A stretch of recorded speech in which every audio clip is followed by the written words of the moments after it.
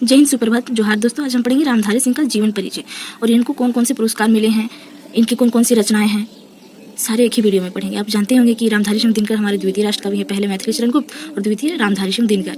इनकी पूरी जीवन में ये क्या क्या की हैं, कितनी सारी रचनाएं लिखी, उनकी प्रमुख रचनाएं, इनको कौन कौन से पुरस्कार प्राप्त हुए, सारे एक ही वीडियो में देखते हैं। तो बिना देर किए हम लोग स्टार्ट करते हैं और आप लोग भी बिना देर किए वीडियो को लाइक जरूर कीजिएगा, ठीक है।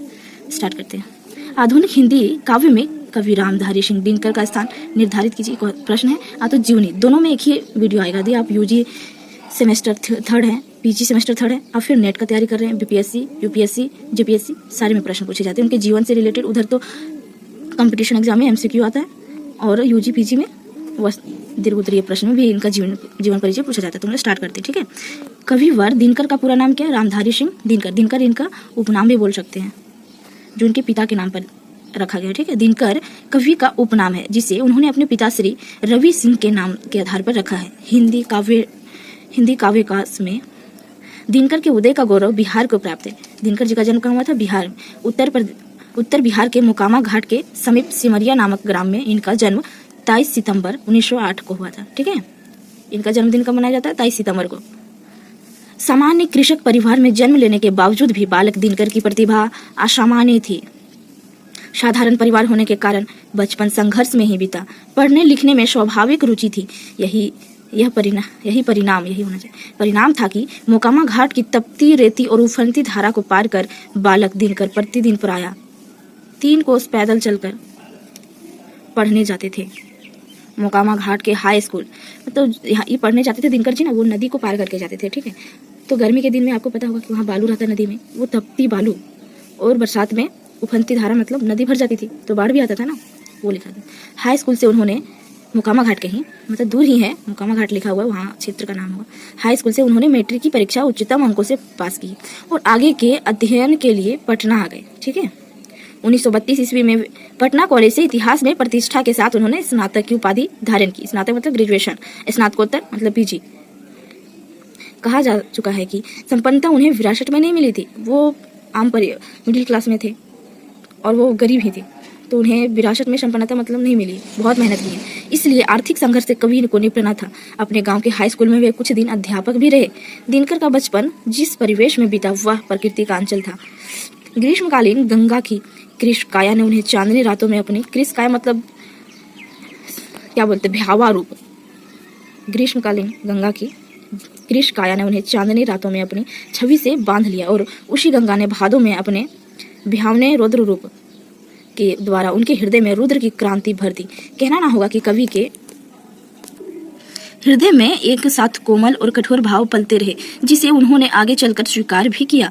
क्रांति की यह आग बुझी नहीं, जलती ही रही और राष्ट्रीय भावनाओं को कवि द्वारा अभिव्यक्ति मिलती ही रही, कभी खुले आम तो कभी छंदम नाम से। इनका प्रभाव उनकी सरकारी नौकरी पर पड़ा, जिसके कारण कुल 4 वर्षों के कार्यकाल में उनका 22 बार स्थानांतरण किया गया। सोच सकते हो कितने उस समय इनका स्थानांतरण 4 वर्षों में 22 बार हो गया, ट्रांसफर, भाई मान सकते हैं। कुछ दिनों तक उन्होंने सब रजिस्ट्रार के पद पर भी काम किया।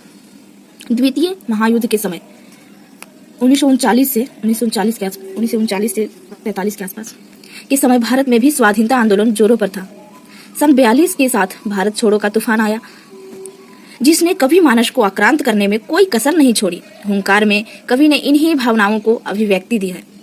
आप लोग कमेंट बॉक्स में बताइए कि भारत छोड़ो आंदोलन की शुरुआत किस नेता ने की, क्योंकि कंपटीशन की तैयारी कर रहे थे, आप लोग बता ही सकते हो उतना। स्वतंत्रता प्राप्ति ने कवि दिनकर को राष्ट्रीय कवियों की पंक्ति में पहुंचा दिया। इस अवधि में वे क्रमशः सूचना विभाग में उपनिदेशक, लंगट सिंह कॉलेज में हिंदी विभागाध्यक्ष, क्वेश्चन में आ सकता है एमसीक्यू में, ठीक है, तथा केंद्रीय राज्य परिषद के सदस्य के पदों का निर्वाह करते रहे। दिनकर को क्रांति काल का कवि माना जाता है, कारण हिंदी साहित्य की 2 प्रमुख काव्य धाराओं, छायावाद और प्रगतिवाद के संगम पर वे अवतरित हुए। इधर छायावाद में भी उन्होंने कविता लिखी और प्रगतिवाद में भी उन्होंने अपनी रचनाएं लिखी, ठीक है, इसीलिए वो संक्रांति काल कहे गए। वे हिंदी काव्य के नव युग के उस अग्रदूत के रूप में सामने आए, जिसकी वाणी में एक साथ क्रांति का निनाद तो था ही, मानवतावाद का स्वाद उद्घोष भी है। उनके काव्य में जीवन और जगत की मुख्य समस्याओं के साथ भविष्य के स्वर्णिम संकेत भी मिलते हैं। दिनकर के काव्य में प्रगतिवाद का स्वर चरम पर था।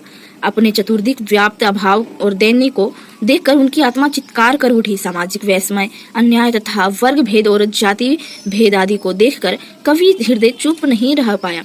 यद्यपि उनके काव्य में कहीं कहीं भाग्यवाद की झलक भी मिलती है, परंतु कवि का विश्वास है कि व्यक्ति अपनी क्षमता और कर्म से ही महान उपलब्धियां पाता है, जिसका सर्वोत्तम उदाहरण उनका प्रस्तुत काव्य खंड रसीम रथी है। रसीम रथी में उन्होंने कर्ण के बारे में लिखा है। उनकी सेवाओं को देखते हुए सन 1948 ईस्वी में भारत सरकार ने उन्हें पद्म भूषण की उपाधि से सम्मानित किया। आपको ये याद जरूर ही रखना पड़ेगा, चाहे आप यूजी हो, पीजी हो, आप फिर नेट की तैयारी कर रहे हो, यूपीएससी बीपीएससी कुछ भी कर रहे हो और आपको दिनकर पढ़ना है, तो ये जरूर ही उपलब्धियां आपको याद रखनी पड़ेगी। ठीक है। सन 1962 ईस्वी में भागलपुर विश्वविद्यालय द्वारा उन्हें डॉक्टरेट की उपाधि प्रदान की गई। 1963 ईस्वी में उन्हें भागलपुर विश्वविद्यालय का उप कुलपति बनाया गया। कुरुक्षेत्र पर उन्हें कई पुरस्कार मिले। गद्य ग्रंथ संस्कृति के 4 अध्याय, ये निबंध है संस्कृति के 4 अध्याय, ठीक है, पर उन्हें साहित्य अकादमी ने पुरस्कृत किया। 1959 ईस्वी में साहित्य अकादमी पुरस्कार मिला। ठीक है।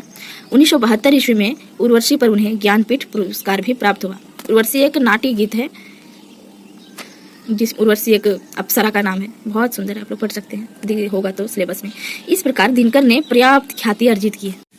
काव्य कृति देखेंगे। रेणुका, हुंकार, रसवंती, द्वंद्वगीत। रेणुका, हुंकार ये प्रमुख रचना। कुरुक्षेत्र, धूप छां, इतिहास के आंसू, रसीम रथी, नीम के पत्ते और सीपी और शंख, उर्वशी, परशुराम की प्रतिज्ञा, आत्मा की आंखें, ये इनकी प्रमुख रचनाएं हैं। ठीक है।